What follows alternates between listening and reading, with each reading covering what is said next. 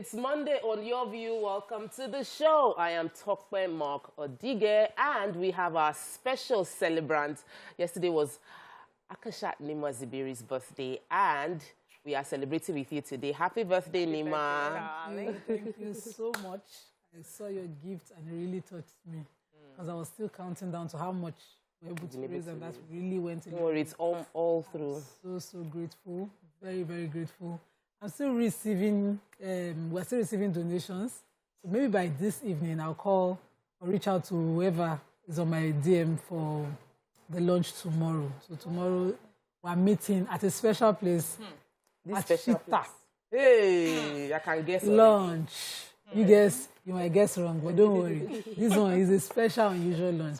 Just my way of doing things. I'm so grateful to my friend Love Nadike, the Lagos distributor for my Wonder Foods. She refused to follow my rules. She did her own thing this year, but it really touched me. Pleasantly surprised. I was not in my clothes when her staff brought everything that they came in with all our children, the full house, shouting and singing happy birthday. That really warmed me. Oh, you had fun. No, she didn't do that would have finished me. But Mr. Zibiri, thank you so much. I loved my gift. See that look? I caught it. Today is our 13th year wedding anniversary. Congratulations. I'm very happy. Thank you for making my life happier. I'm very happy married to him. Thank you so much. Romantic. It's just, I'm just in a gratitude, happy place right now. Nima, you're blushing. The guy has that effect on me. The older we get, the more in love sweeter it gets. God, when. See this one. Let me leave you. And I saw your messages. You know, each of you just sort of did one thing or the other. You made me cry. This one made me decide to, okay, now certainly bully you. And then you went to just cast on my secret. What is wrong with you people? That's enough. Thank you so much. We're celebrating you all through the month. Nima, please, everybody keep making the donations to Doctors Foundation all through the month. So I apologize to those who wanted to use apps to send in foreign currencies. We only have a domiciliary account. We don't have those apps, but they're working hard at it. Korede, well done. Korede is so hands-on. They're helping me at the foundation. Fantastic. Thank you so much. How was your weekend, VC? My weekend was a working weekend. I was all set. Busy. I was thinking I would get back home like 10 p.m. We shot till 2 a.m. Wow. My driver had to sleep in the sitting room on the floor. They just found a room for me because there was no provision for accommodation. I wasn't supposed to be camped in. For the actors had accommodation, but I wasn't supposed to be camped in because I was supposed to be on set for just about 2 days. But it was fun working with new people, and by the time I got home on Saturday morning, I had to use the whole day to do compensation to Oga, who was waiting for me by 11. Are you still shooting? 12. Are you sure you will come home this night? 2 a.m. when I finally said, okay, I'm ready, but I don't think I can come. He just slept off. He didn't answer me. So I used the whole weekend to pacify him, you know. But it was good. It was good. Support what's going on? How's our darling princess? Oh, you the princess. Yes, she's fine. And the prince is fine as well. Thank you for asking. But I wanted to use today really to just, shout out to Nima. I just wanted to say that you're a lovely person. You're good people. I know. You're good people. And I'm just so happy for you, for your new year. And I pray that, this your new year ushers in blessings, because you're very deserving of any blessing and all goodwill. I wish you the very, very best, sis. Thank you. I wish you all too goodness. I'm so grateful. Thank you. And thank you for messages. I've not finished answering them. All the tweets, posts, everywhere is full. You take your time. My friend says, start. Little by little. Little by little. So we'll go a long way. Thank you. You deserve all the celebration that you get. And we'll leave it on that happy, calm, grateful romantic note. Yes. Let's take a break. When we come back, we'll go through the front pages of the newspaper. Stay with us. We'll be right back.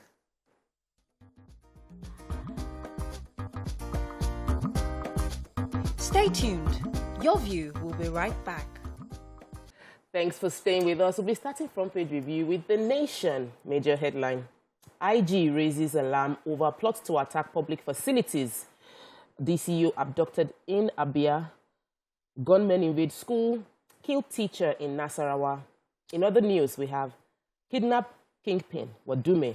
Others get 7 years jail term. My sister. Ondo, Edo, 3 others record 13 new Lassa fever cases. Ohaneze, federal government should wade into Ekweremadu's case. 18 terminal operators owe federal government $753 million, 1.61 billion naira. And then, anger in APC over non-refund of nomination fees.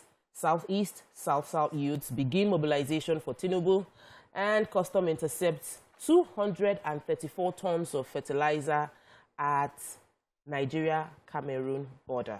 So, what do we start with? Wadume. What do you mean? Oh, gosh. I mean, we know how popular the name is, and we know all the stories we've all been surrounding waiting. But we hear that he's just been convicted and sentenced to 7 years imprisonment. Kawai. Only. He was convicted of escaping from lawful custody and unlawfully dealing in prohibited firearms. Justice Binta Yaku convicted Wadume on counts 2 and 10 of the 13-count charge brought against him and 6 others by the office. There's also, sorry, I need to get it, a former police officer, Aliyu Daje, a police inspector who was also convicted. And there are so many other names, Awelu Bala, A.K. Omorizo, Ubabala, so many of them, I guess they were all convicted and sentenced. And for many of them, it was about the dealing with prohibited firearms and ammunition, and they got 7 years. I just feel that they could have done better with this sentencing. Out of all the 13, they could only convict him on 2. Yes. So really, it's about being able to prove the case. Was from the charge. You know, sometimes some errors are deliberately done from the root up. So from the charge process, from the investigations process. The cases they couldn't prove. Yes. No, I think they can successfully nail him for the murder of the 3 police officers. Exactly. That, you know, Maybe they can bring that up in a separate one. They can successfully nail him on that. You know, he was rearrested after that. So I don't know how the charge was done. And now that they have given him the smallest of the charge and the smallest of the conviction, they might just not want to go back. So I think that is... Let's talk about what happened in... The major headline, please. So the Inspector General of Police has ordered... This one, fear, but he says that there should be tight security around schools, hospitals, public facilities, because, of course, there's a increase in criminality around critical national infrastructure nationwide should be protected. I read through the story to see if there was some intelligence he was relying on, but none. And he was just saying that he's now ordered regular patrols, stop and search raids. There will be more. Raids and show of force by tactical commanders to clamp down on crime and criminality in some states of the Federation. The worry is there might be collateral damage. The war must now be offensive, take the war to the doorstep of the criminals. You know, this kind of open, blank check orders. I have been experiencing it. So now when you drive on the Ikorodu Road, before you get all the way to, even at Second Rainbow, one will stop you at Sonia, one will stop you, police raids. Inside First Act, the police on the road, all around. But we know we need security. We do need security. But not in that way, please. Stop and search, get me your phones, open people's bags, all of that is, there should be... They should work with intelligence, clear intelligence. They should work with... Yeah. So what's up with the Lassa fever drama? Yes, so the Nigeria Center for Disease Control reeled out reports. They said 13 new cases of Lassa fever had been reported within a week in 5 states, Ondo, Edo, Kogi, Ebonyi, and Imo. That's according to their latest report. And they also said since the beginning of the year, 70% of infections had come from the 3 states that I just mentioned, including Bauchi. And the country has recorded 165 deaths from 17 states. Now, they also said the number of new confirmed cases increased from 10 in weeks 30 in 2022 to 13 cases. And we just need to do more to help ourselves. I was thinking they would have given us maybe new information on what to do, on how to protect and prevent this from happening, but it's just more of the reports. I'm also sick. Serious drama in APC. There is anger in APC over the non-refund of nomination forms. So the president 4 months ago had said that people who stepped down for consensus candidates in the national, they had the National Congress to pick leaders within the APC itself. Those who stepped down were ordered to get a refund of their nomination form because they did not go ahead and compete. They gave room for consensus. 4 months down the line, they haven't gotten their monies. Same thing was also expected after the presidential primaries that took place within the APC, that those that stepped down, that they didn't go ahead with the competition, should get the refund of their money. Nobody has seen money.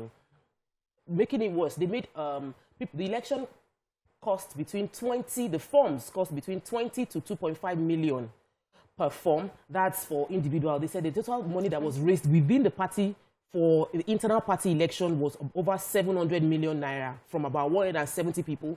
That's aside from the 3 billion that came from the presidential, the forms. And according to party members that are disgruntled, APC has money. So why are they not paying back their money? They even, okay, you are saying they should borrow Nigeria the money. So the National Working Committee that actually planned these primaries also haven't gotten paid their allowances. They said the allowance that they are supposed to get paid has now been slashed by even 40%. There's a lot of complaints about what is going on within that. It should have been managed better, that these people got consensus to get into power. The first thing they should have done was to implement payment of all of those that stepped down for them. But that hasn't been done yet. The vice chairman, national vice chairman, has said that they regret the delay and that they are going to look into the matters. We're really expecting a whole lot more from the internal party. Oh, okay. Yes, we're expecting more. I thought you said you expect drama. I was wondering. Oh, I did not. I didn't pay any form. I didn't buy any form. Moving on to the Punch, major headline. Economic crisis. Nigeria's 9 trillion naira oil revenue threatened. Federal government blames theft. Oil production crashes by over 28 million barrels. Yeah. Government misses revenue targets. This is terrible. Monkeypox spreads to 27 states. Cases now 172. Find Mapoli student killer. Abiodun orders police. Others. Amosu's political relevance, validity have expired from an APC spokesman. Raid bushes. Uncompleted building. IG orders policemen. Caution your supporters. Police warns presidential candidates. Others. 27 killed in 28 political incidents in the past 7 months. That's worrisome. Already. Okweremadu. Ohaneze faults Malami. 6 federal government intervention. 7 months cashless transaction rise by 41%, hits 210 trillion naira. And Lagos Ibadan, construction, convention, ground traffic. Police ban hawking. So, what are we going with first? Let me take the human interest quickly. So, the Moshood Abiola Polytechnic students, in fact, she was the winner of their beauty pageant within school, was reportedly abducted on the Ikwerre-Remo Road on her way to a location for a movie. And her body was later found, dumped, and she had been killed. The governor is now using this order issuing an order to the security agencies within the state to find her killers no matter what, saying that, according to his spokesperson, the chief press secretary to the governor, Kule Shomori, says that the governor's administration will not tolerate ungodly and criminal activities that will put an end to this, put the state in a bad light. And so he's ordering that, the killers of this lady be found. I would like to use this opportunity to join voices with her family to find her killers so that they can also find closure beyond what the governor just said. Okay, so Lagos-Ibadan Road Expressway, as we know the story, but here on Sunday, according to the reports, that it was bad. There was traffic on both sides of the road, and this is as a result of the reconstruction going on, as well as the just concluded convention of the Redeemed Christian Church of God. The report really is just to say how things just came to a standstill because there were people who were trying to bypass the traffic, were driving, towards oncoming traffic. There were just even people coming out of the Arepo community couldn't come out at all because of the traffic on the road. It was serious. There were accidents on the road in the traffic as a result. And so the police in response has said that, they've given the reason. They said because of the construction going on. But what they would make sure is that there's security along that road that expressway during this period. And they said one of the things they're doing is make sure that hawkers stop hawking around that area, as they've realized a lot of them are actually hoodlums hiding as hawkers. And then they have also, they said there's a 24-hour surveillance going on, patrol also going on that express road until, I guess, this is sorted out. I guess with this always happens when that convention But the happens. convention, the spokesperson for Redeem is saying that there's been traffic on that place before, and the convention ended on Saturday and not on Sunday. This traffic took place on Sunday, so they shouldn't There's always lump traffic up on that road. the convention with it. We said the Sunday was just a bit peculiar. We'll take a quick break. When we return, we'll continue with Front Page Review. Please stay with us. We'll be right back.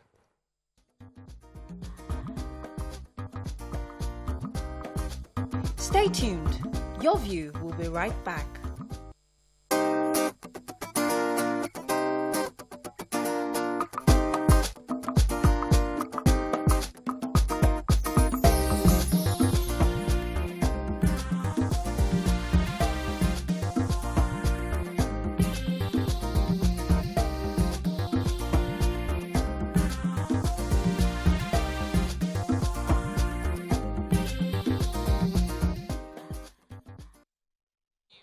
Thanks for staying with us. So we're still reviewing the newspapers and still within Punch. Monkeypox has spread.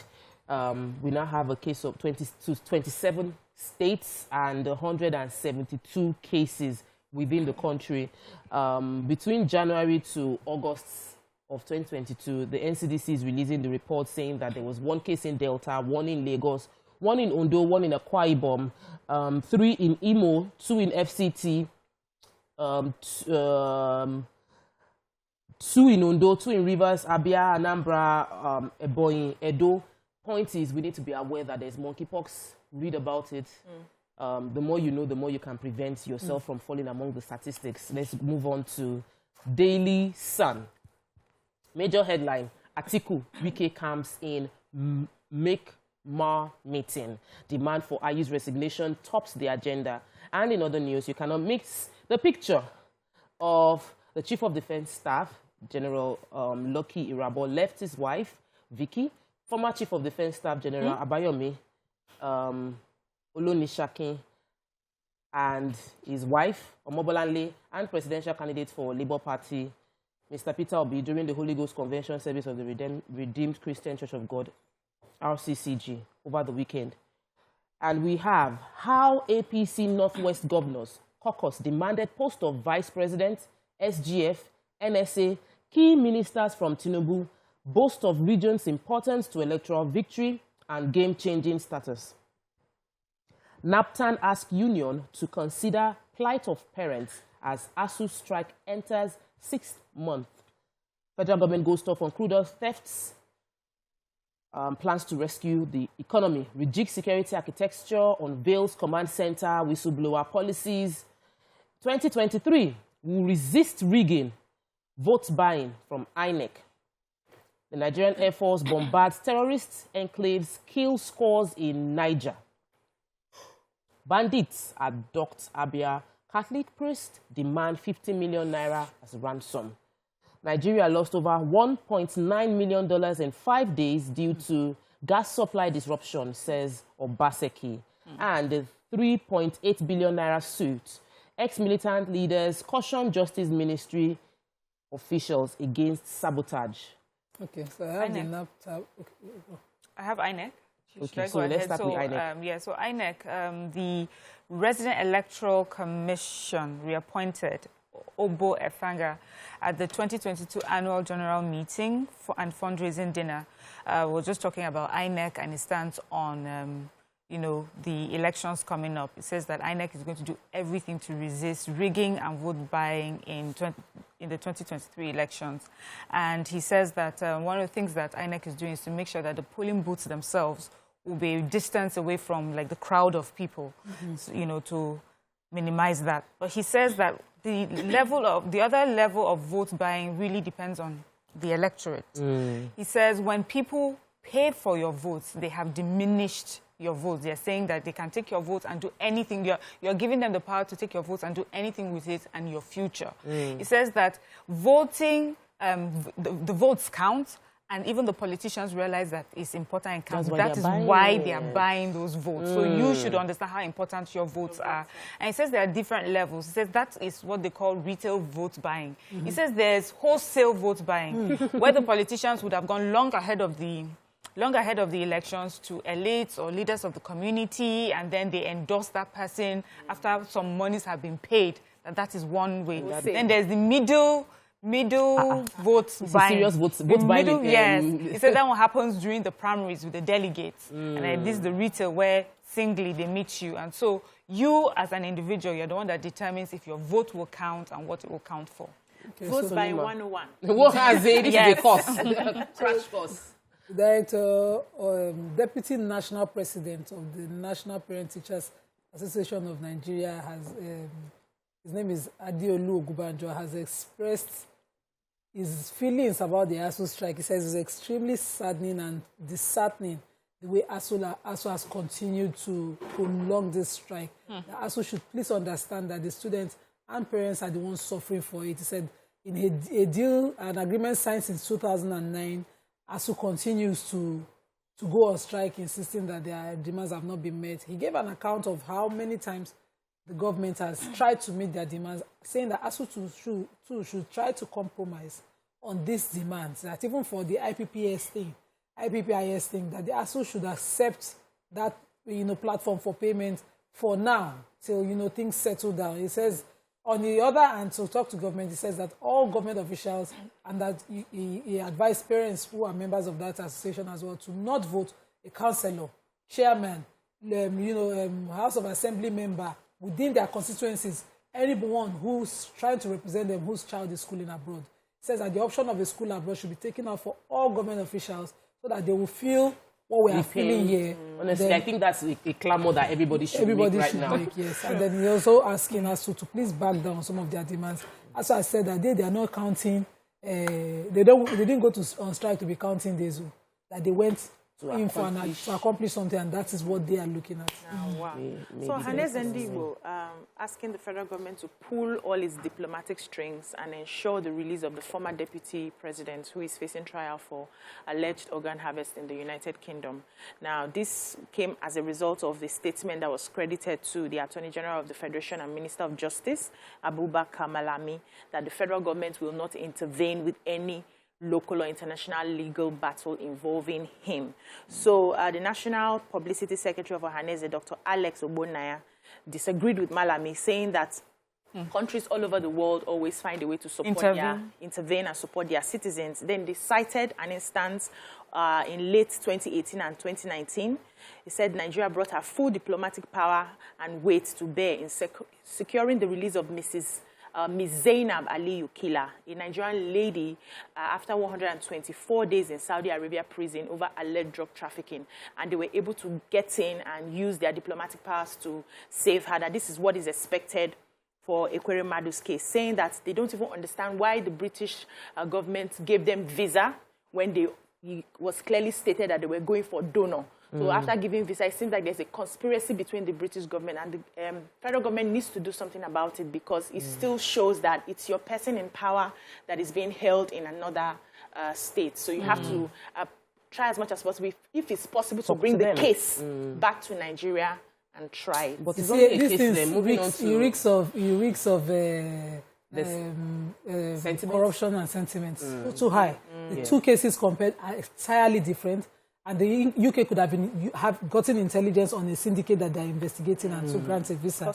And prosecuting anywhere in the world is still justice. Why do you want it to be done home? Moving on to the Vanguard. Major headline, PDP crisis, party governors move to reconcile Atiku and Governor Wike. In other news, let me take the headlines we haven't taken already. Bandits kidnap Catholic priest, demand 50 million naira as ransom. We need to take that story. Compensation, states could lose road projects over unreasonable demands. That's from the Minister Fashola. And we have windstorm kills 50 in Jigawa. Wow. So which are we taking? Okay, the Minister for Works, Babatunde Raji Fashola, was addressing press and some Vanguard reporters in his office. He was talking about how the need for the demand for compensation by communities when, contracts are awarded for roads and all of that, slowing down work.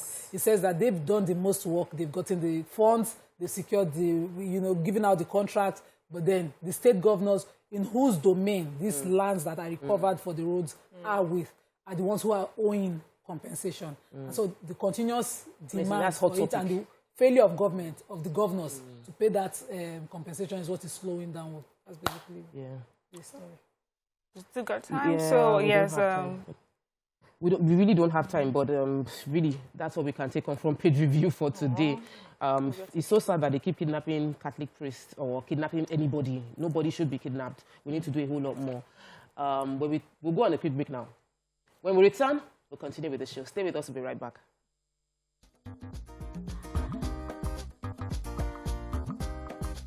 Stay tuned. Your View will be right back.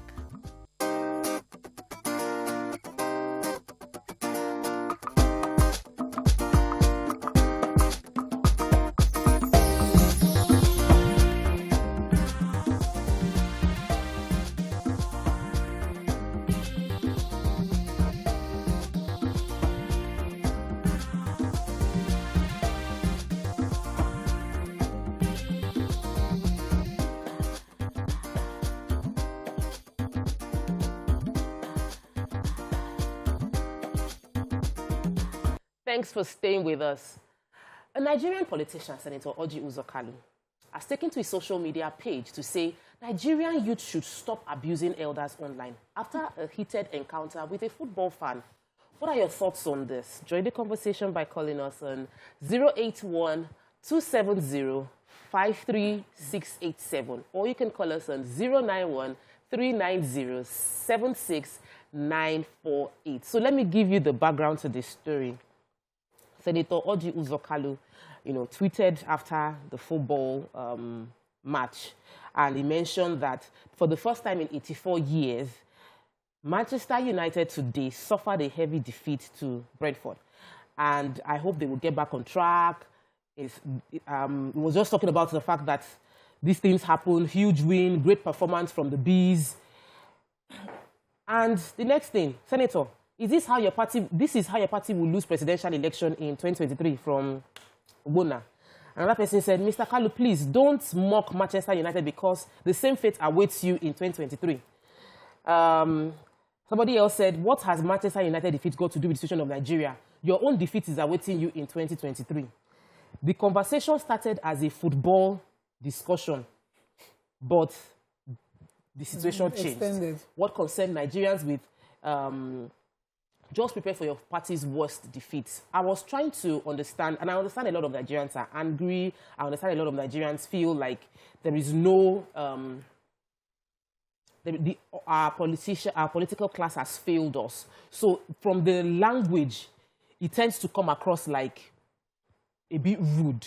So the senator did a video live on Facebook addressing young people and how young people are being rude to their elders on social media. This is not the first time we have seen things like this happen.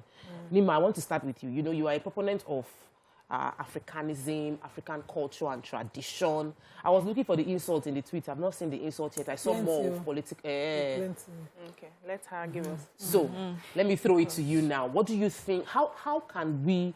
Do you think that the senator was justified in his response? Let's start with that.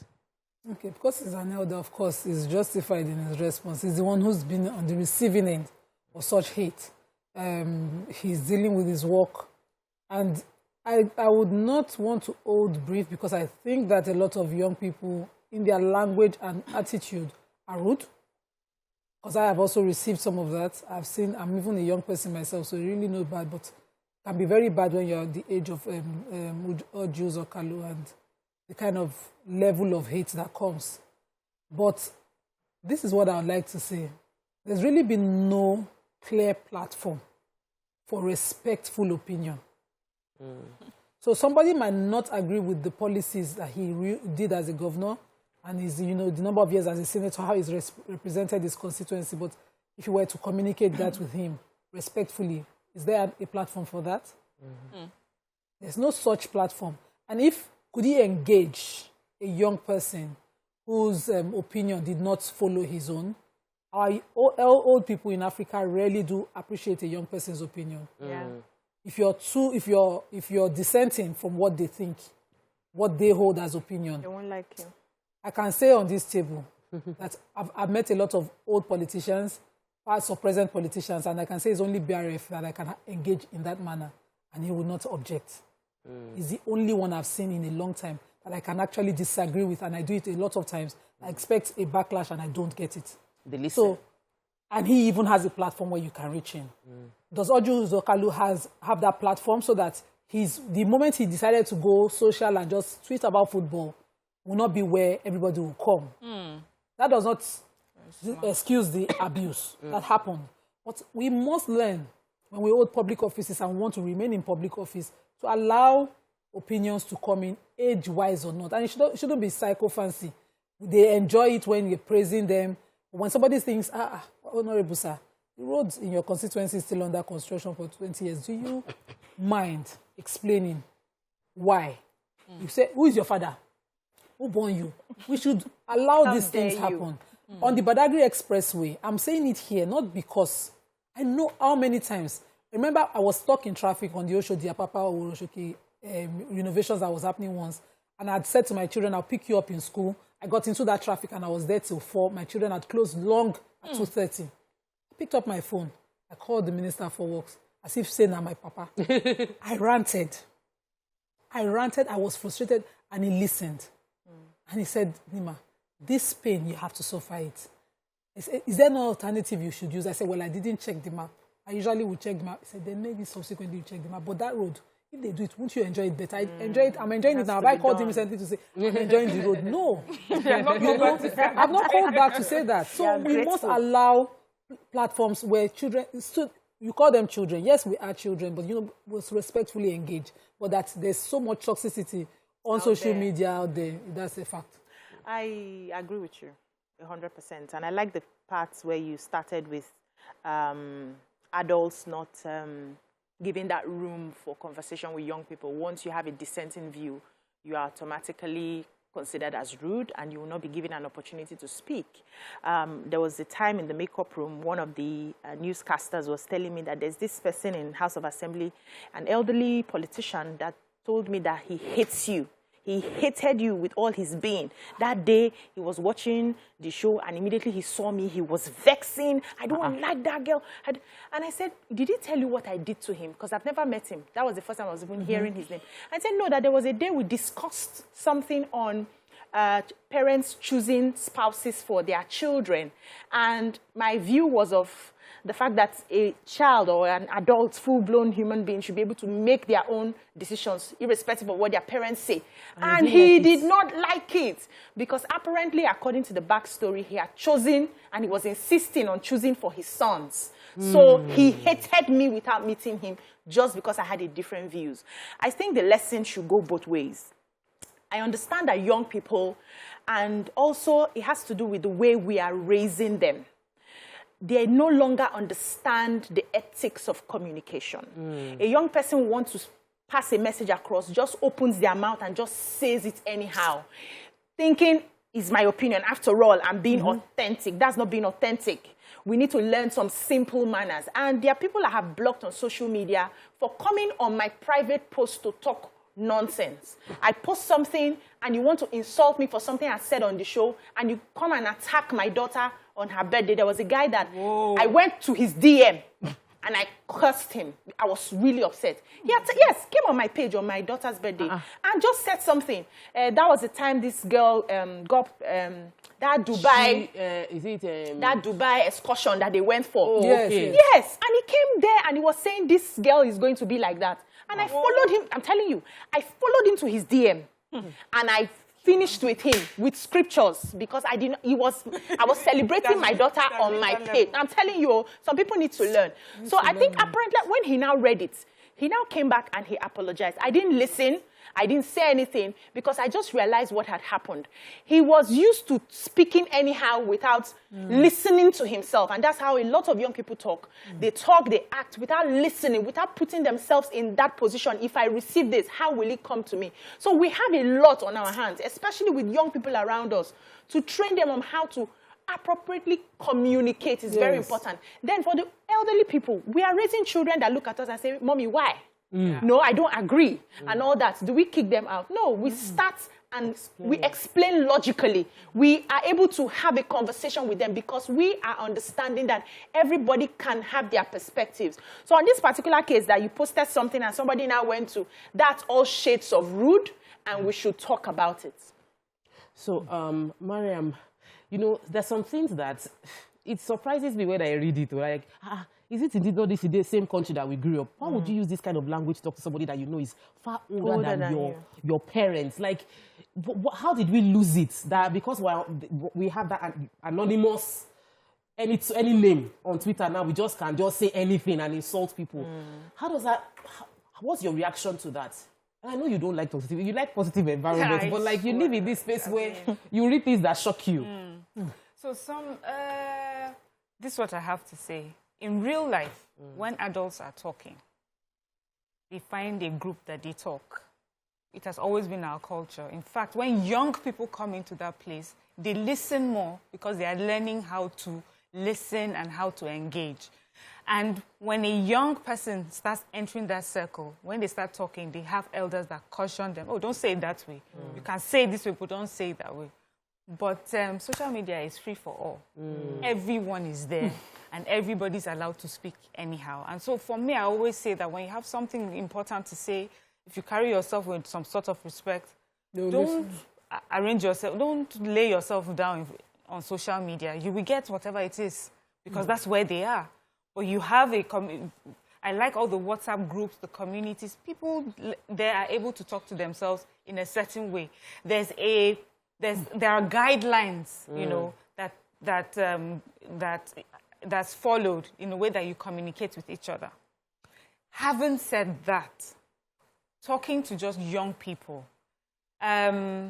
you're finding your voice, you're learning to express yourself. Many of you will make the mistake of being rude. If you're at home, your parents will call you out on it. You'll be punished for it, you know, but you're here where no one can immediately catch you or speak to you, and you're surrounded by like people, you know, of the same mentality, of the same age, where you're also trying to find your voice.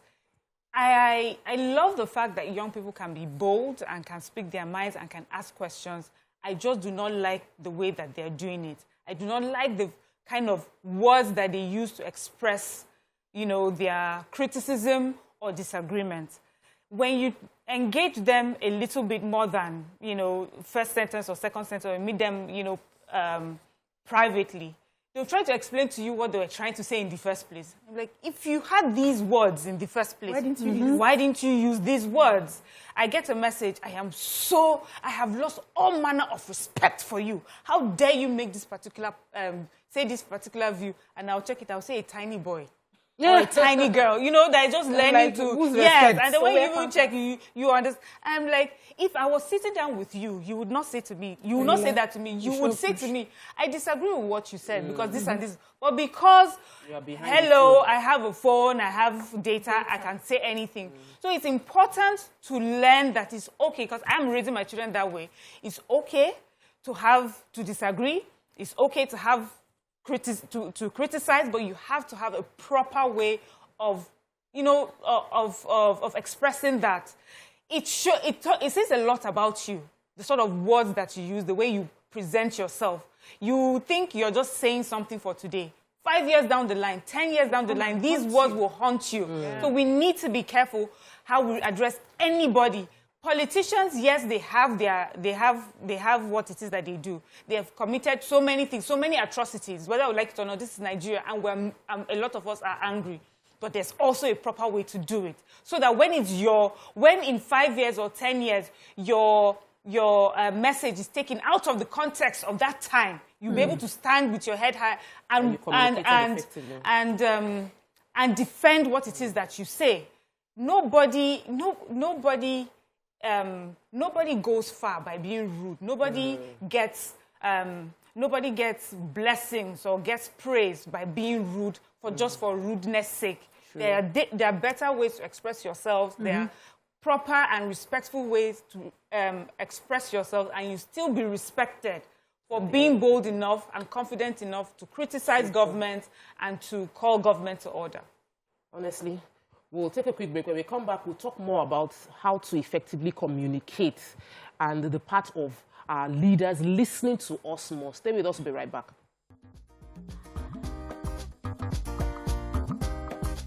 Stay tuned. Your View will be right back.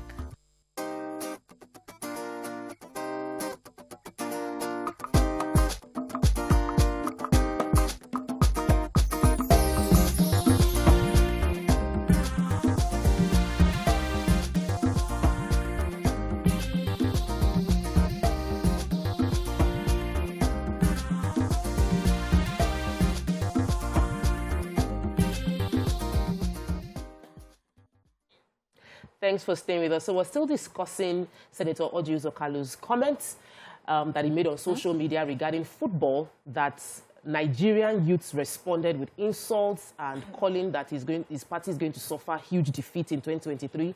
And his response to that, in having a live video explaining his track record, how he's not a career politician. He did not come into politics to make money. He had become very wealthy as a very young person, and he explained, this is football.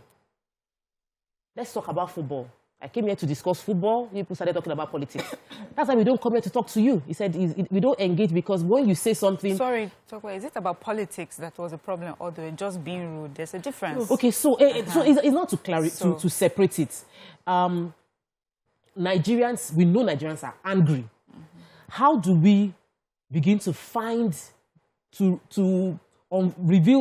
clear the veil of anger to effectively communicate? We had the same issue during when the Minister Aregbesola was in the airport lounge in the US, and somebody took a camera and was trying to record him and was saying, you are, and there was no communication. It was just I want to show you. I want to show your face. That was clearly an harassment. I felt pained on behalf of Aregbe. He was clearly being publicly harassed and embarrassed. That person, so even in that America of being harassed, Aregbe, just as he had the right to his camera, so Aregbe had the right to his privacy and to his lunch. It's just because he didn't test it in court. I'm sure he would have gotten a great compensation enough to deter such in the future. Even if you're in that America, I'm in America like one Bushman. Let's take a call from Mohammed. Let's take a call from Mohammed. Mohammed, welcome to the show. Good morning. Thank you. Good morning, everyone. Very well, thank you.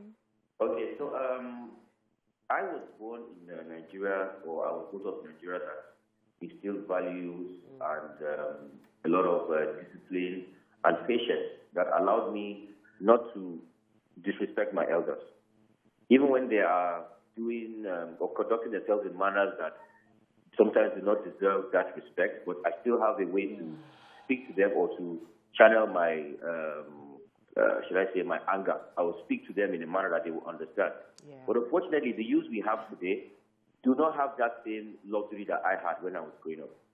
They don't have those same, a lot of them don't have those same values, that discipline, that patience. They don't have that. And I think the Honorable Senator could have used this as a golden opportunity for himself to also speak to these youths. Because politics is about dialogue, about conversation, really. You are a politician.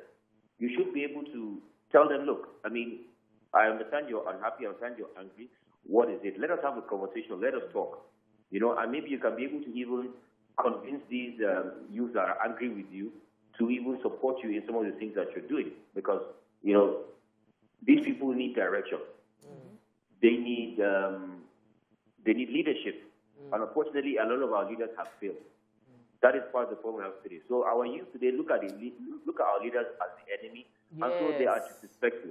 Unfortunately, I don't support that, but that is the reality, Thank you, Mohammed. I wanted to continue on what I was saying, that, sorry. You were talking about Aregbesola and the harassment that he was harassed. And this happens a lot online now. The distinguished had been silent there was one of those tweets that, you know, you could sense the pains of the youth. I'm not supporting rudeness. Certainly not. I've been a victim of it. But you are as a leader, whether you like it or not, you hold an office, whether within your constituency or, you know, in the federal executive, you are an influencer. You are the one who should be tweeting on everything happening. You don't have to do it personally. Put up a team, you can afford it. In the East, there's been continuous killings happening in Imo, everywhere. And one of such tweets addressed him that said, you have been silent on all that has been happening up in the East. You have deliberately been quiet, but now you want to use football to distract us. So you cannot just come and show that you have also, they are distinguished representing them, but you are relaxing and watching football. Meddling football issues. Enjoy. There must be balance. Yeah, beefing. Let's take James' call, then we'll come to VC. James, welcome to the show. Good morning. Good morning. Now, how are you people? Very well. Fine, thank you. I appreciate you people based on what people are talking about, most especially in respect to the way you talk to our elders. In fact, it's a shame to us who are youth. We have to apologize to Mr. Atuboshola. I'm a genuine man, a German man by right. But we always refer to the Yoruba, they respect their elders. Apart from that, he's an elderly man. No matter whatever he says, there are channels of communication you need to do elders. But the way they attacked him in the US was very, very bad and unfortunate. My advice to you, the youth, please, no matter whatever it is, we should be talking to our elders maturity. There are channels of talking to them. Don't just see them and start harassing them on the way. They have kids like us. If somebody harass my father that way, I'll not be happy with that person, no matter who that person is. So if I want to talk to somebody's father, I have a way of talking to the son, or an elder, or to my father. Who? Thank you, James. Which is one about respecting your father, but these are leaders, are politicians, and they are responsible for the good and the bad in the society. And so this idea of, we're very respectful people, we shouldn't talk to somebody's father like that. Do you know who I am? I'm like your father, you cannot question me. How do we start letting our leaders know that we have a right to question them? Yes. And how do we start opening that channel of, I don't agree with you, the laws you are making don't reflect what we need per time?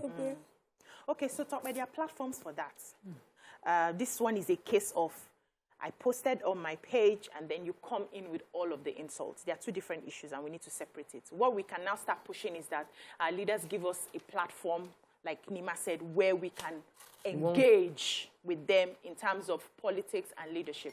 But let me tell you, every leader or any leader who is watching and listening to me right now, Nigerians are not happy. The fact that you are a leader in this present administration or dispensation or whatever you want to call it, and things are not working well for Nigerians, they will not want you. They naturally would hate you. Nigerians don't want you to breathe right now. We want to seize the air. We don't want you to smile. We don't want you to laugh. We don't want you to show a similitude of happiness. So if you are doing any of those things that is not in line with working to save us from the quagmire we have found ourselves, please don't post it on social media. Because it will be painful to somebody who is sitting down at home, not being able to access university education, to see one of the leaders posting about football.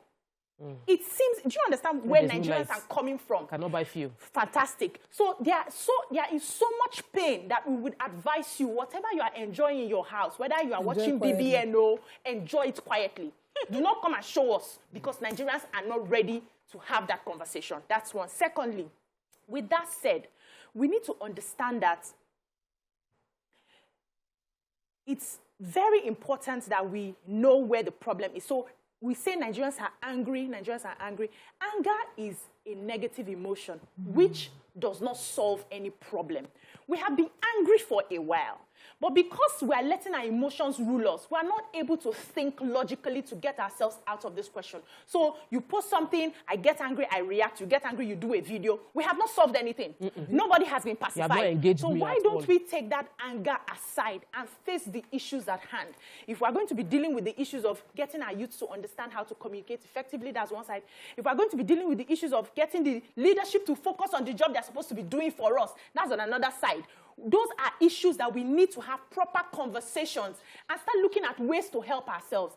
Being angry on social media will not solve anything. Whether you curse him from now till tomorrow that 2023 he's going to fail the elections will not even change anything. Why don't we channel that energy into something more productive? We can start clamoring. We will need to speak to you. Things are happening in your constituency that are not pleasing to us. We need to talk to you. Where can we talk to you? Where can we access you? We need to be fighting that so that we do things the right way. Things should be done for a more productive result. Let's take a phone call from Ibuka. Welcome to the show. Good morning. Yes, good morning. My name is Ibuka. Good morning. Welcome to the show. Interesting to speak this morning, but I have to start from the note that in Africa, adults or elders.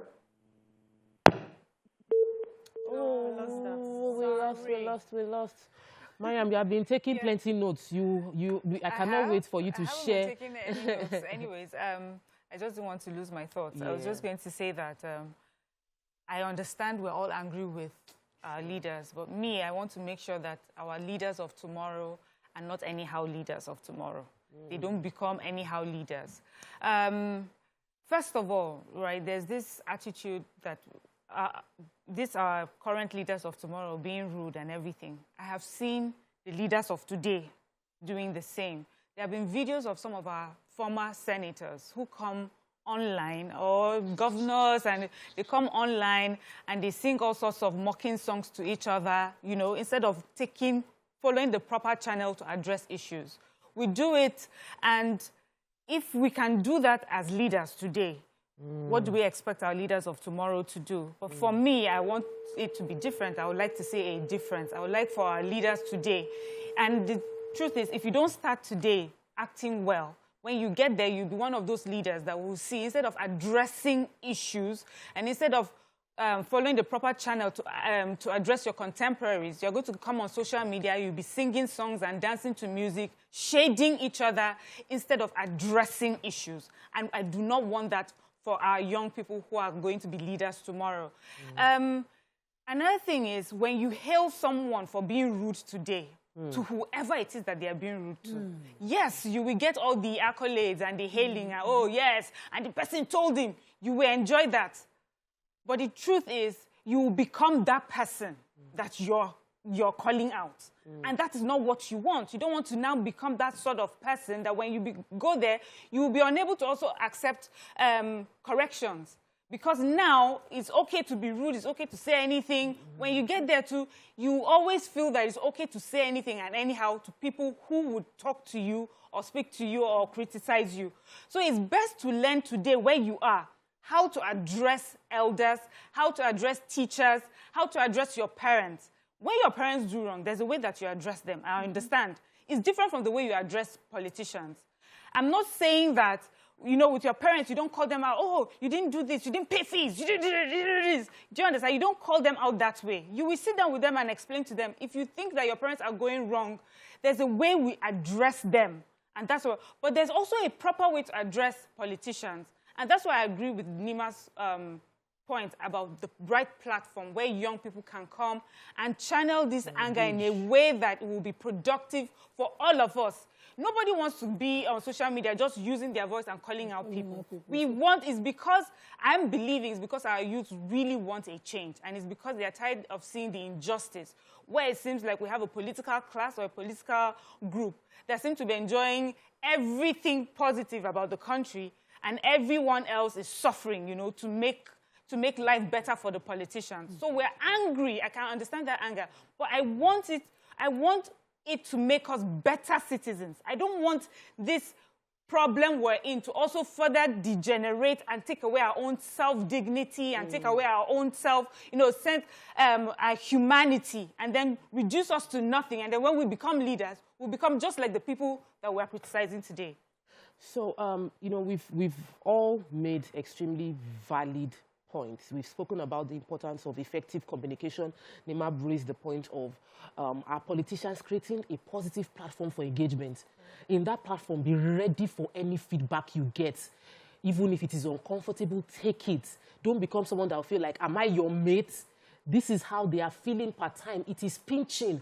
So let them express. If people don't have opportunity to express and a platform to express, they will vent, and it's likely going to be negative. And I love when BC also mentioned anger. Anger doesn't solve any problem. Insult doesn't solve any problem. Insult will not bring the price of naira and dollar change. It will not make petrol more available or diesel more cheap. So we cannot just be angry. If you are going to engage Senator Orji or Kalu, you can start calling out his constituency project that did not get done. You can start specifying the laws he supported that you don't agree with, but let's become more constructive. And finally, I love what Mariam said, that we don't want to become the same people that we are complaining about. You know, you don't want that bitterness to spread from you and our leaders of tomorrow that is currently hating on social media. You are going to do the same thing that you are detesting right now if you continue on that path. Please, Senator Orji Kalu, people are angry, and I don't think that it is just an Instagram live session. I think you should open up a platform that would engage your constituents. Thank you, ladies. We're going to go on a break. When we come back, there's another thing that trended over the weekend that I really want us to talk about. So we'll move on after this short break. Stay with us. We'll be right back.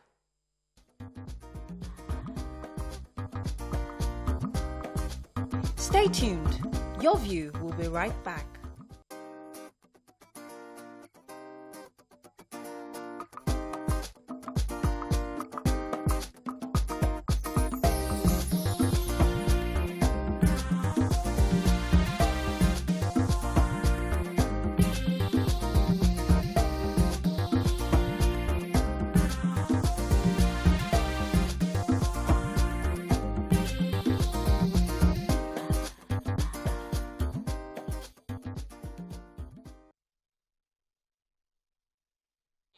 Welcome back, and thanks for staying with us. So, over the weekend, Nigerians have taken to social media to criticize a private tertiary institution, Bowen University, Iwo, Osun State, over over a Twitter post that they believed mocked the Nigerian students in public universities who have been home for over 5 months, about 6 months now, on a prolonged workers' strike. According to the post, this is what finishing 4 years in 4 calendar years in a Nigerian university looks like. You should be here too. Subtle marketing. What are your thoughts on this? Join the conversation and call us on 081-270-53687. So trust, we've discussed, it flows with our conversation. The angry youths, the bitter people, bitter average Nigerian, frustration. You've been at home for months and your parents cannot afford Bowen. They lashed out at Bowen University for what they considered insensitive. But some people feel like it's not sensitive, like they're a business and they're marketing. Nima, do you feel like, should I let Nima rest? Nima, do you feel like it was insensitive of Bowen University to rub it in people's faces that they finished 4 years in? BC already said that Nigeria, the Twitter space now, they don't want anybody to enjoy. If you are eating whatever, don't put it in our face, How do you think, was it insensitive for Bowen to have come out? It was. Certainly was. Stating the obvious. It's like calling a hungry man sitting on the road, you poor hungry man. It's marketing, yes, that's what it is. No, it's marketing for Nima, them. no, it's different. No, let's give it context. No, if you're an angry man, opinion. It's the same thing. Okay, same let me thing. hear you. So a hungry beggar sitting on the road asking for money, I say, I won't give you this hungry man. That's the way it sounds. But when he's saying, this is what it looks like, you should be here. And these are students who would already have taken that alternative if they had the means. It's lack of means. So there's in every place in the world, there's subsidized education, there's expensive education, whether we like it or not. Even UK people, we know people who are in the UK can be saying, even though their public school is your private school standard, the meaning is that we can afford that. There are private schools abroad you can't afford. Yeah, true. Sure, you understand. So they put it in their face, sort of rubbed it in their face. They're stating the obvious. We know already. Because of the situation on ground, not caused by them, but the ineptitude of government over years. Exactly. But the people who received this news, if they were depressed before, they were doubly depressed. I would, as a parent, if I had a child in university level already, I'll be struggling to raise the money. And I know a lot of parents who are struggling to raise these monies. Some people are mortgaging properties. trying to get their children into universities. They're looking for ways. Government is not creating an alternative. They're not saying students take student loans, you get jobs, you pay it out back. The government are not, why we don't have student loans working here is because governments, they don't believe a student will graduate and be able to pay it back. So we are not solving these problems anyway. But when say your market, but please stay out of market things you cannot control. So whatever lashback they got on Twitter, they deserved. So I feel like, you know that your analysis, really you said it was like, this is not an appropriate analysis. This is like a beggar on the streets begging for food and a food vendor marketing his food as they pass. No. The food vendor marketed his food as he's passing. So the beggars now gathered and said that, you can see we are beggars, we cannot afford your food, and you're marketing your food in front of us, and the food is smelling nice. No, let me give you another analogy. Let me give you another analogy. Please help me. You are beggars on the road begging, and your children are carrying plates, and then a car drives past with their own children in the car eating food. And then the beggar is like, how dare you have your children in that car eating food and passing? This is what let me explain. We are using the beggar. Okay. So we're done. Somebody is in their car to answer your own first, and they call your own. And you're in the car with your children, they're eating, and the beggar's children are like, please, can you give us some? And they say, and once the beggar mouth, they say, that's what happened. That's not the Are you saying Bowen has not been? no communication. I'm coming. Wait, let's break it. Okay. Are we saying Bowen has not been in existence and they've not been marketing and they've not been making money? They have been. They have to do that tweet at this time. Also has been on over 6 months strike. It is rubbing in the face. Whether I like let me hear. No, you are entitled to your opinion. I want to answer you on the other one. You are hawking your food, and the beggar is not give the beggar. The beggar is very hungry. What he will do? You tip your leg. You throw away with your food.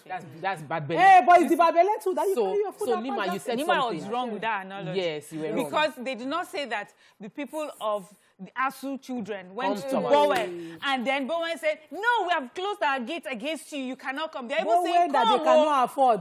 They're saying, come, that's what they're saying. This is and where you're making so much, yes, I it's understand. about affordability. It's about means. I get that, but I will tell you that when I was going to school, I went to ABU Zaria, there were people in that school that could have afforded to go abroad. There were people in that school that chose that school because they felt it was better school. There's a list of best universities in Nigeria that just came out. UNILAG came #1. There are people who will put their children in UNILAG over a Bowen, a private school, private university. So it's not just about means. I know that's a valid point that you made, but that's not the only reason why some people are in some schools. It's because there's pedigree, whether we like it or not, federal universities. And so people will be there. Good. So when Bowen says this is how to sell, they are selling to those who had made a choice, who can make that choice of being in a federal school but going through these issues because of government ineptitude and can afford to go there. And they're saying, see, every university is out there selling their market. Who knows if Bowen has been selling this market for many years, but you just saw it this year. Because this year, 6 months down the line, you're still at home. If you had checked them last year and they had used the same thing, it wouldn't have made any sense to you. But for me, the one that even gets to me is that how sad for us, really. Because when you look at schools abroad, when they're selling themselves on maybe innovative courses that had never been done anywhere else before, or the fact of many years of doing amazing things, but we are just using 4 years to get out of school. I think that's our requirement to be in a better school. That's what makes me sad. Really, that if you are going to be a competitor and opposition, all you have to offer Nigerian students is to finish in 4 years. No strike. That's it. BC, Nima obviously read the same tweet and got a different communication. you know, we say this. That's what I say about communication. Communication. The encoder and the decoder. How the news was received versus what was actually meant.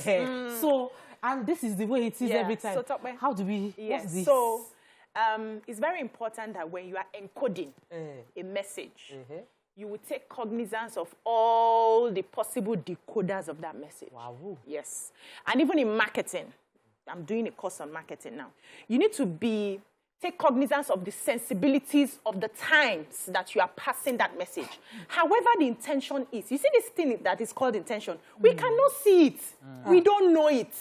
It's the way we receive what you have given to us that will tell us the intention you are meaning. And in one message, we can have 15 different intentions read into that particular message. Now, to be in a climb like Nigeria, where you are aware, it's obvious that the government has failed the public institution. That's cliche if you were abroad, you can be sued for that. Hey. Yes, marketing. I'm talking marketing now. This is cost now. Exactly. You can be sued for that. People can take it that you are not sensible to the pains they are feeling in marketing your market. Wow, so we need to be very, you didn't need to state it. We already know. People seeing Bowen or other schools graduating in 4 years already know. Parents are already crying and saying, how can I get my children? They have cousins in their families who have gotten into school 4 years and graduated in 4 years. They already know. At the times that you see, everything has to do with being able to show empathy. Sometimes somebody dies and I'm supposed to post market. I sell hairs and I'm supposed to post on my page. And because everybody's talking about something that has happened, I postpone that post for the day. You know why? I'm trying to be sensitive. Even if the person is not my relation or my friend, I'm just trying to be sensible to what people are feeling around me. I could feel, you know, consign me now, let me go, move on and sell my market. But because I'm paying attention to the needs and the feelings of the people, and that is why we need to hold each other accountable. What if you did not know the person died? That's a different thing. And you posted and they come and attack you and say, how can you post this when somebody just died? Hold on. Then I can apologize because I did not know. Like I said, I have a problem with people attacking. Okay? I could have read that tweet and moved on and gone to cry in my room that, now them, we get money to go to that school. God, help me so that my parents can send me to the school. It boils down to the anger we are talking about. Everybody's just looking for an opportunity to vent that anger. But that doesn't solve the problem. But for those people who are marketing, they also need to take the feedback. Observe the sensibilities of the people in your area. Very important for marketing. You know that Bowen could have done a counterproductive marketing for them. BC has been very consistent with this emotional intelligence matter. You know, when we discussed what's it called? Discussed the university, Harvard. Harvard situation. We sort of came around this point and we got a reaction. The reaction we got was the speaker apologized. He said that this was a wrong time for what I did. I know it might seem like I'm helping you, but I'm just covering. Please, balancing. No, Mariam, respond. What? No, I'm just balancing. Look at that is the politician in the political class that is supposed to be in charge of making sure ASU is in school. What did Bowen do? Did Bowen keep people at home for 6 months? No, but let me explain to you. So when people are making the choice, maybe people have been in university too long, you do not remember you're too old, you can't remember what it took to make the decision to go to the university that you went to. There were just so many factors that come to play. First of all, is the course that you want to study. Second, it may be proximity to where you stay. Third, whether we like it or not today is about security and insecurity. So these are the different factors that play in making a choice of university. Whether we like it or not, there are some parents thinking, okay, the schools have been shut for now. Should I send my child abroad right now? Or should I send him to a Bowen? Oh, there's a Bowen. And I'm sure that child will finish in 4 years.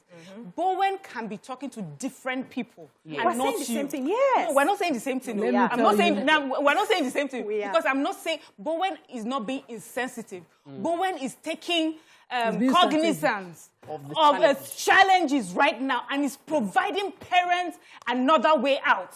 So that's what I'm going to say. Bowen is not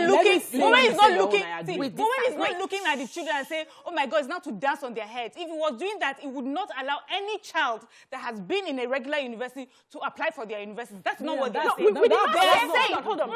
Let's take a break. No way. We'll take a quick break. Everybody drink your tea, drink your coffee. When we come back, we continue the conversation. Stay with us. We'll be right back.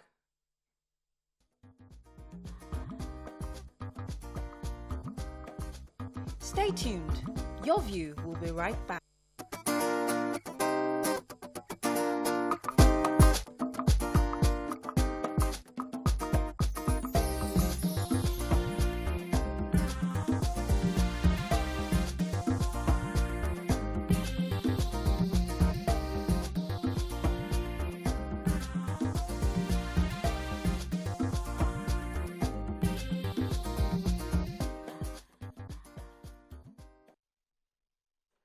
Thanks for staying with us. Don't worry, we did not calm down during the break. We were still arguing all through.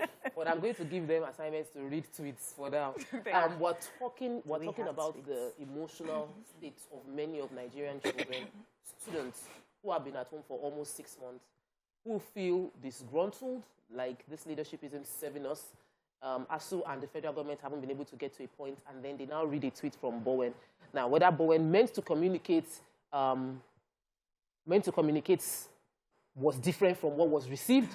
Many Nigerian youths on social media, on Twitter, received a feeling of, you are rubbing the strike in our faces, you are rubbing us challenges in our faces, and they lashed out at Bowen. This topic is very related to communication.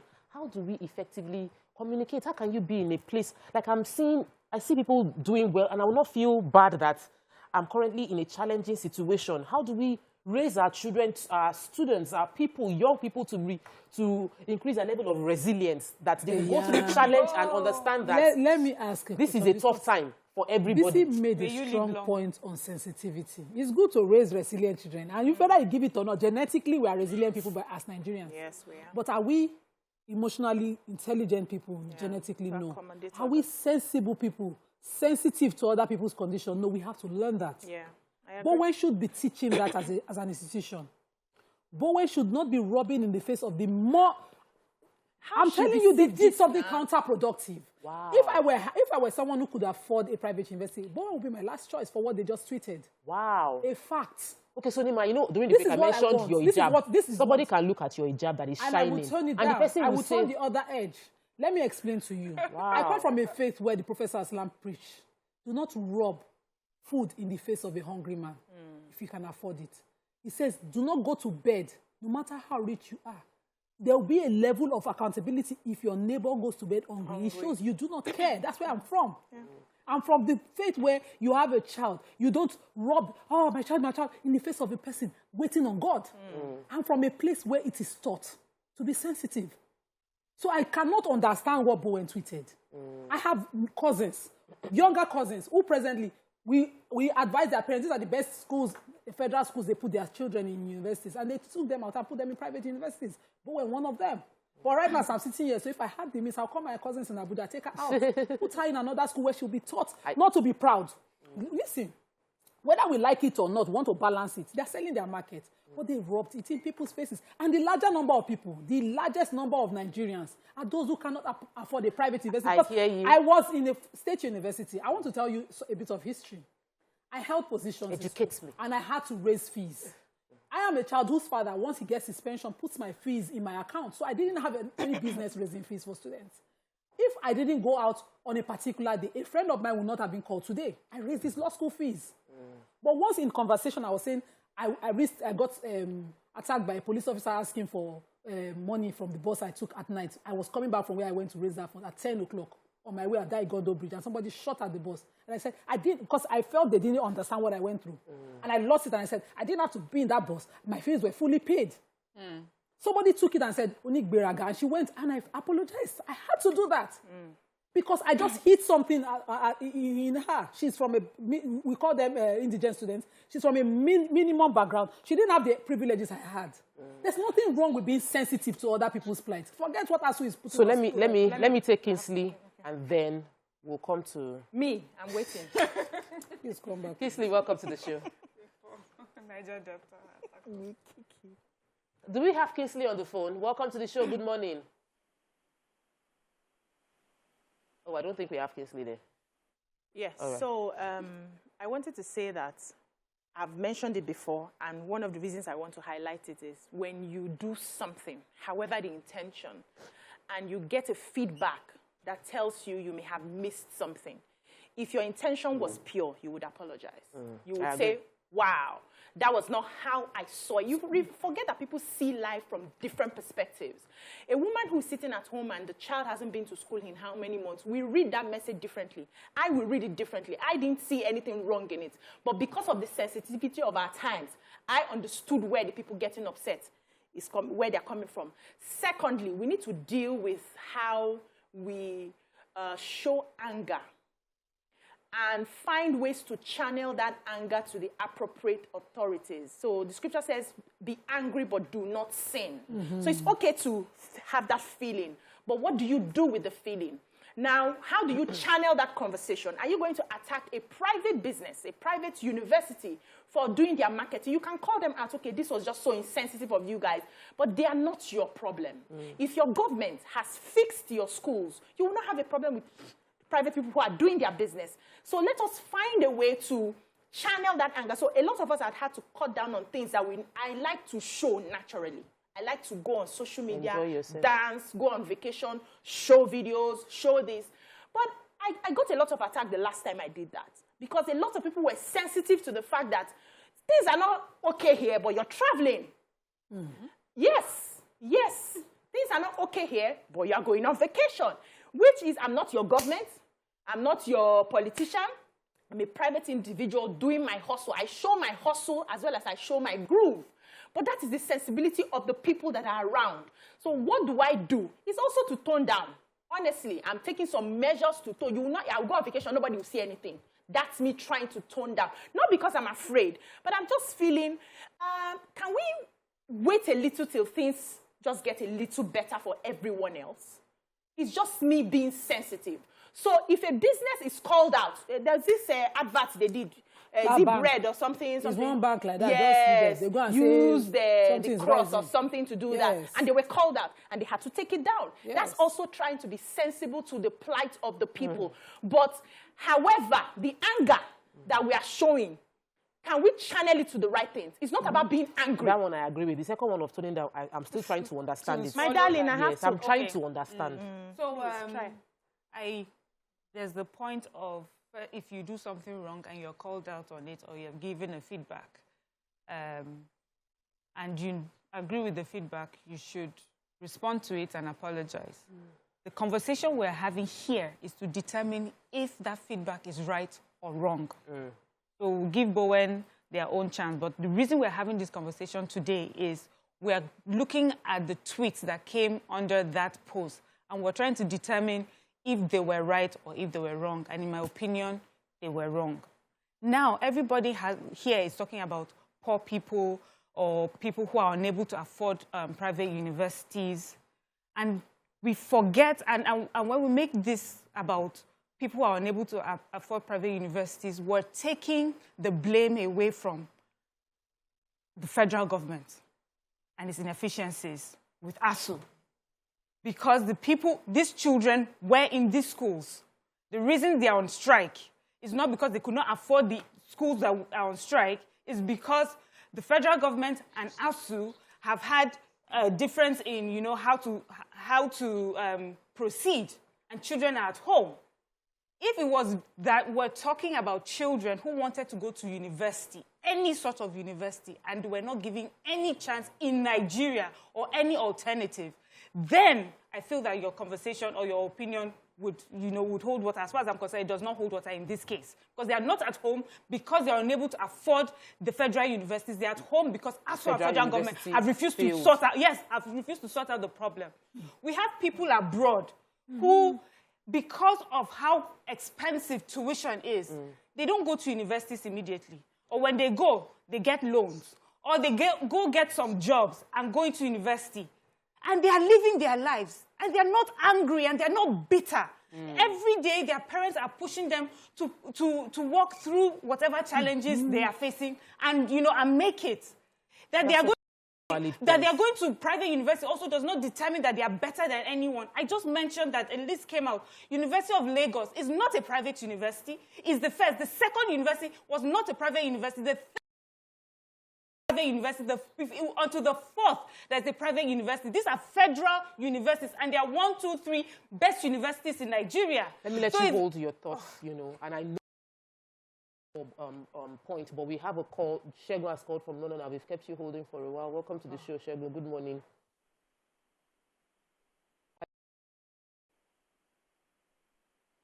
I think we're having issues with the audio downstairs. We cannot hear Shego. Okay, May I so say something? no. Mariam was making a point, and I think she's landed. No, she did not land. She has landed. Do you know why they want me to land? The cold water has entered there, but let me land. Anyways, can I finish? So what I was trying to say is that, so they shake legs. see, these universities that I mentioned, these best universities, children who can afford private universities are in those schools. The children who can afford private universities are also still there are just there. different reasons. There are some children who are in some of these universities because of a course in that school. I also do not want us to raise people who are constantly looking at others who have more than them or at this time better than them and feeling that how dare you have what you have and be happy about what you have. Wait, please. And thrive because of what you have. We love it. It is not. We love it. Let's stay on that point for a while. Can I respond? No, let's not respond. You have made a point. Let's stay because you want to drive. I've been preparing a response every time. Yeah, but you have been I eventually leave it to something else. But Nima, you have been talking for so long. Let Okay, Mariam so finish making her point. yeah. Come to you. Okay. It's okay. So all I was trying to say is we have, I mentioned that in Nigeria here, we have people who say they go to polytechnics, people who go to colleges of education, and I've seen people who have come from these different higher institutions and have done amazing with their lives and have fantastic experiences. Let us allow people in their different experiences. The fact that ASU is on strike today and those students are at home is a sad situation, but the experiences that children in regular government universities have, that people in private universities do not have. Should the children in private universities now be bitter about that? I want us to stay on what is the issue. The issue with ASU, with Nigerian students being at home, is ASU and the federal government. And let us be on that. It is not the fault of parents who cannot afford to pay for private university or those who choose not to go to private universities. I'll give you 1 minute to respond, but I want us to now draw a conclusion from the two topics on communication. But let me let you respond to... So I respond in 1 minute to a 5 minute point. Okay. So this is what I'm trying to say here. I have not said hating on people who have a means is right. That's not the point I made here. And in the beginning of my point here, a fact was established that the strike is not due to Bowen, but between ASU and the federal government. That was established. Now, some people are suffering as a result of the ineptitude of government, which I said initially. They want a way out. But is Bowen cheap? Is it for free? No, it is not. And not everybody in that bracket can afford it. To say a tweet like that is to remind the person who cannot afford it that this is where you should be. And that person can't afford it. You can learn, even if you are entitled to what you have earned, to be sensible, which is also the point BC made. All that we have Bowen friends went to Bowen. They went to Bowen. We are not hating on anybody. I'm saying, even if you've earned that right, it's just like NEPA and generator sellers in this country. That's the example we are making here. It's like the generator sellers say, the power sector is bad, we cannot help you, but we are selling and we must sell. That's what we are saying. That's the example here. Some people cannot afford candles. It's a fact. Some people know how unsafe it is to have candles in their house, but they cannot afford better. It is a fact. Every time there's a rich person, there's a poor person. That's why there's a distinction between both. That's what we are saying here. I get your point. I get your point. Nobody's distracting from the fact that the federal government brought this on. But we're asking Bowen as a business to be sensible to the plight of people around them. I hear not everybody all of you can afford them. All of you are actually, everybody here, on every point made, you are actually right. Yes, businesses should be more sensitive. Yes, individuals should be more sensitive. Yes, we should not become bitter and allow that bitterness affect how we read everything that happens. Because right now, Nigerians are wearing a lens of bitterness and anger. And everything they read, it is from that, they are lashing out with that. And that is a valid point. Every one of you have made valid points. And I think that we must not... Our point is not hold water out. For some people, at that time, is that time. You know, so I feel that it's important to hear. They said it too. Oh, go. Let's hear what people are saying. What are people saying on Twitter? I have Grace Goit says, I for one feel Bowen is sending a message to the federal government, not necessarily mocking the students. The federal government should wake up and meet the demands of ASU and stop politicking with everything. Enough is enough of their insensitivity to the masses. All right. Mishak says, Bowen is not offering scholarship to those that cannot afford it. Thank you. Even if you want to sell your market, which scholarship have you provided for those that cannot afford it? Olubi says, I agree with Miriam that Bowen is talking to different people. Maybe some are just planning to get admission to university, that they should consider ASU strikes that can disrupt education. All right, that's all that we can take on today's show. If you missed out a lot. So we'll see you again tomorrow. Enjoy the rest of your day. Bye. Thank you, ladies.